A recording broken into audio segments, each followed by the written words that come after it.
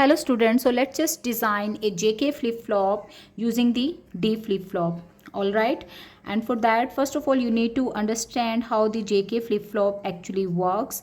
So in the JK flip-flop, if Q of T plus 1 is the output and Q of T is the previous state of the memory, then for 0 0 0 1 1 0 and 1 1 we will see and observe how it produces the output Q of T plus 1. So for the input combination 0 and 0, when J and K both are 0, the flip-flop actually retains its state.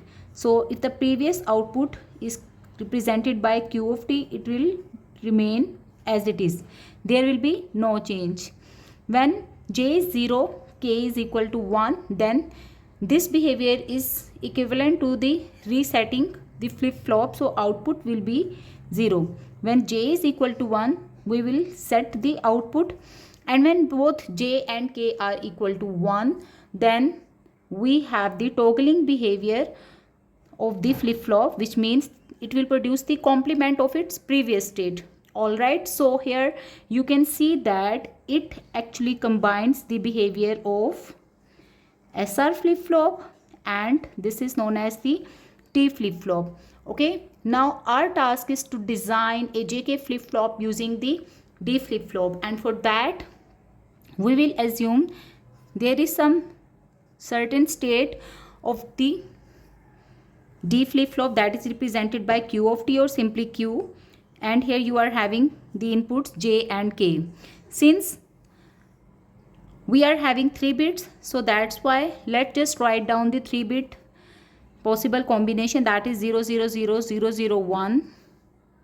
So here I have written the 3-bit possible combination, and now I will determine or write down the next state of this JK flip-flop using these input combinations.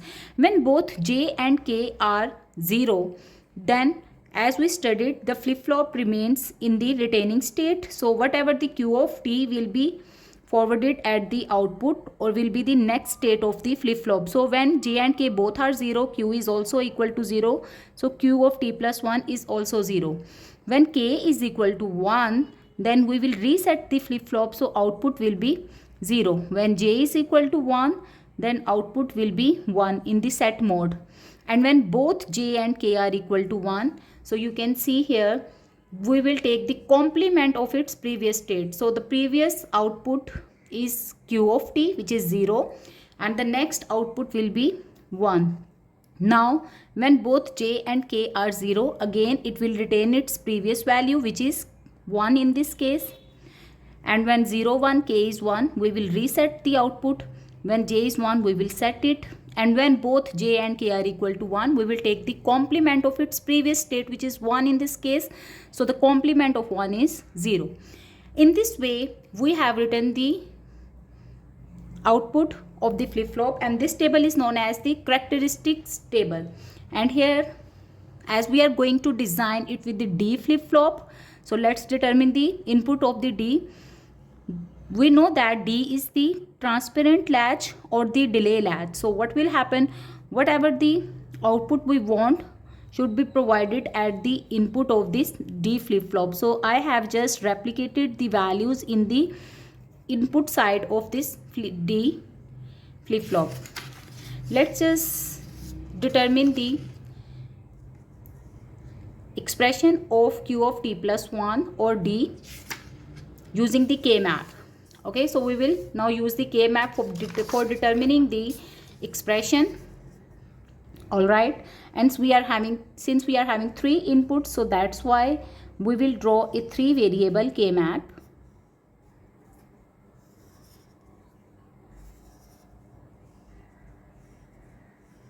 Here you are having Q of T, or simply we can write it as Q, and J and K are the input. So 0 0 0 1 1 0 and 1 1, while here you will have 0 or 1. All right, let's see which min term is equal to 1. So 0 1 2 3 and 4, 0 1 2 3 and 4 is equal to 1. Then we have 6th min term equal to 1. So that's why 4, 5 and 6. Once you have written the min terms in the K map, the next step is to combine the consecutive ones. So we can combine these two min terms and we can combine these two min terms. And the expression for the D input, or that is actually equal to Q of T plus 1 as well. That is equal to, here these min terms are combined where Q is equal to 0. So that's why I will write it as Q of complement T. And then which min term is not changing? K is not changing. Sorry.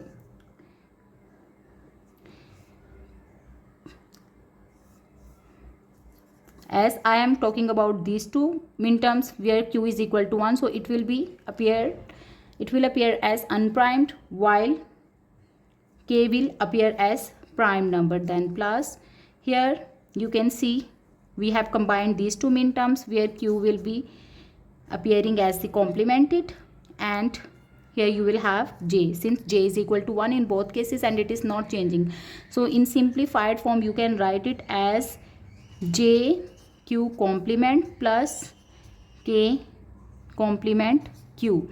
This is the expression of the D input. Okay, now what is the next step? In the next step I will use a D flip-flop.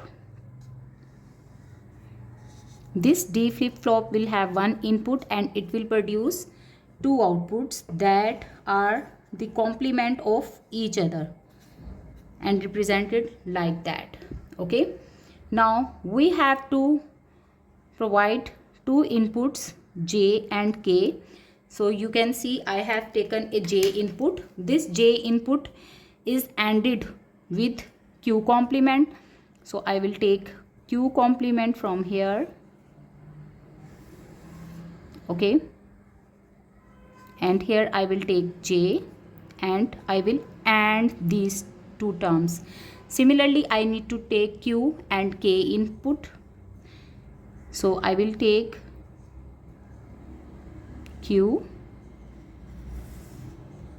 and I need to take K in inverted form. So I will take a NOT gate. Let's AND them, and finally they are being ORed.